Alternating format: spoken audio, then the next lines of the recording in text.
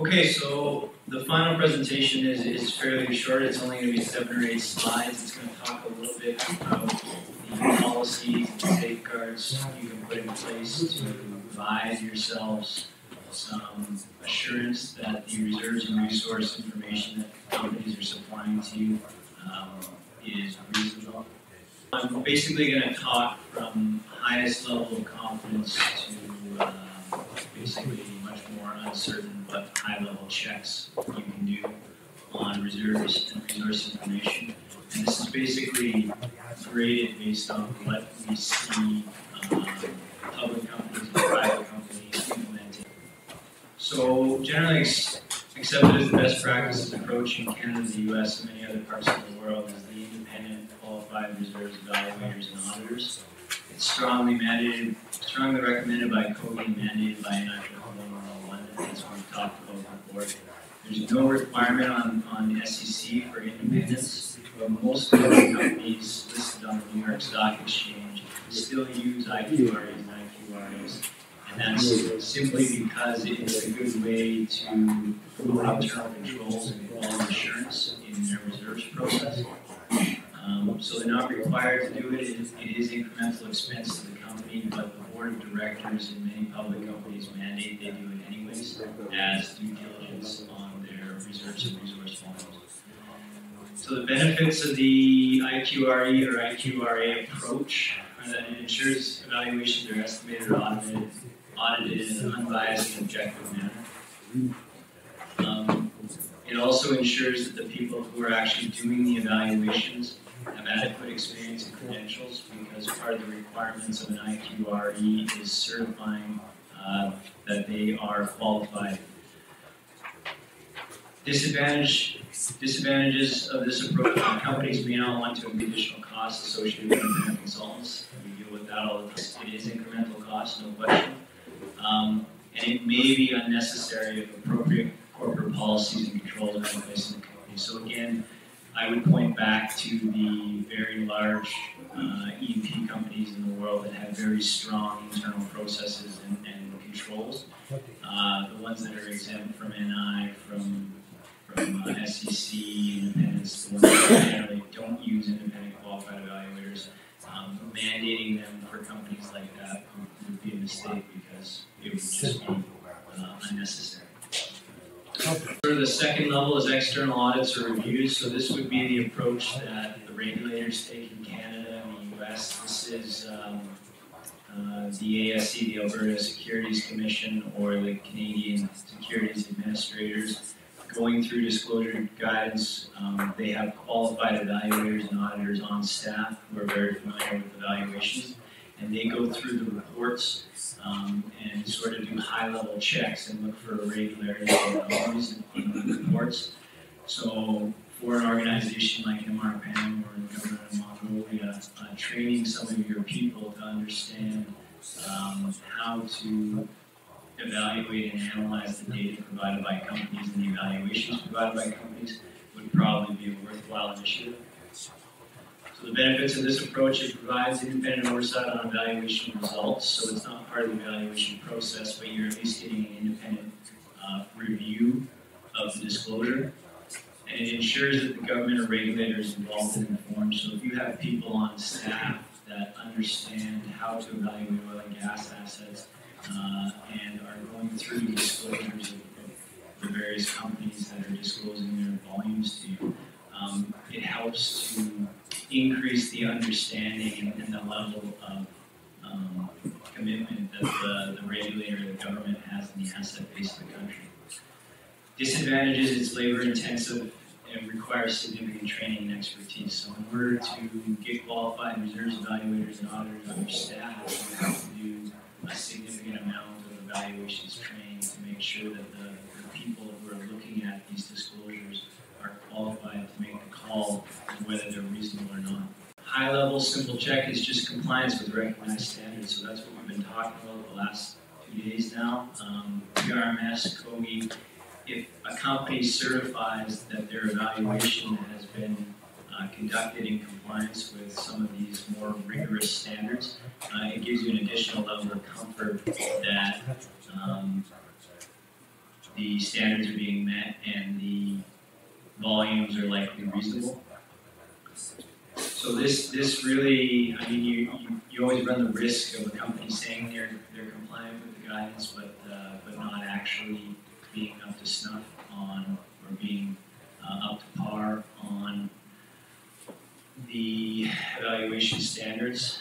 But the benefits, it requires minimal resources and oversight. This is mandating, once you put the legislation in place to regulate based on and mandate that companies have to disclose based on these standards, there's no additional requirements. You basically, as long as the company is certifying that their evaluation has been done in accordance with those standards, you're done. It's widely recognized that this goes from internal inside of companies, NOCs, up to public disclosure. This is sort of the first step in a lot of systems for ensuring that reserves and resource volumes are reasonable.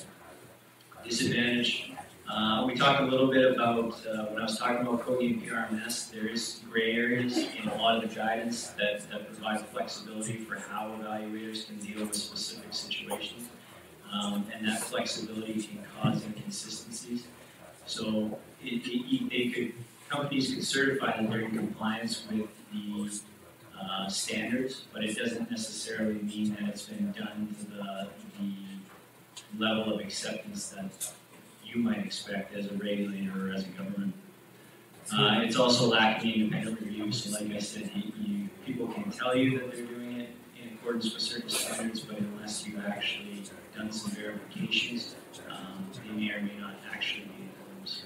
This is going back to the very large companies, again, internal policies and quality controls. So under SEC and NI 5111, one of the disclosures that they mandate is a discussion on internal policies and controls that companies have on their reserves evaluators and processes. Things like reserves committees comprised of independent board members, comprehensive best practices, procedures, and guidance, etc.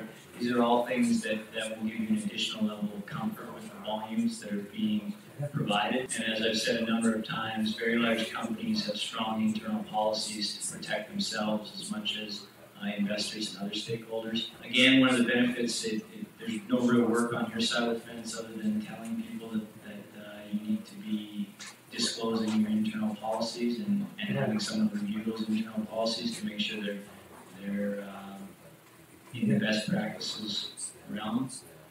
Disadvantages is that it's company specific. If you have a very small company that has very limited internal controls, and again, similar to certifying compliance, policy and controls can be there, but that doesn't necessarily mean that all of the evaluators and or auditors in the company are going to comply with those internal policies.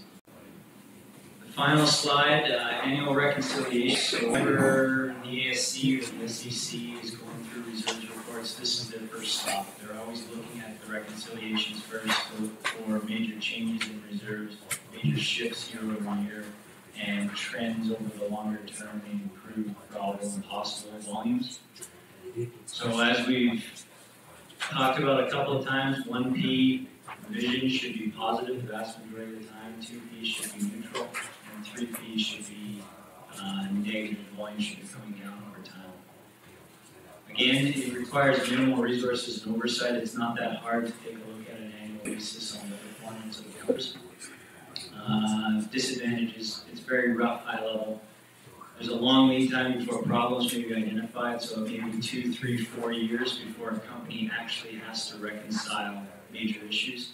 A lot of times companies, when well performance or field performance isn't going as expected, there will be some leniency in the short term where they say, okay, we're not meeting expectations right now, but we're going to maintain or relatively maintain our levels of volumes until we have more certainty that we are off base. So it might be a couple of years before you start to see big write-downs or revisions upwards.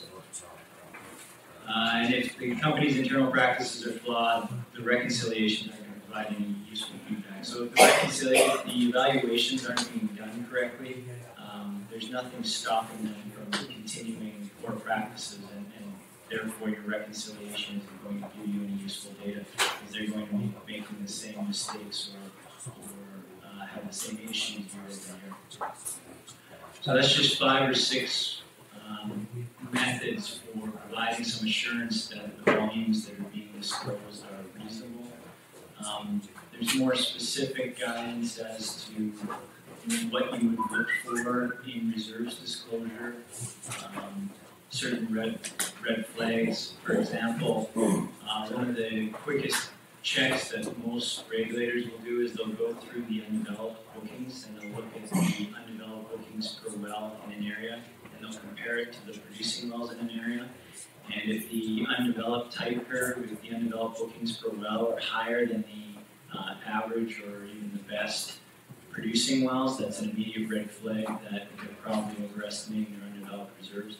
So there's a whole bunch of, again, high-level, very quick checks that, especially in Canada and the US, because the disclosure is so comprehensive, you can run through an AIF and there's about 7 or 8 high-level checks that you can do very quickly to see if the company reserves are performing in a way that you would expect.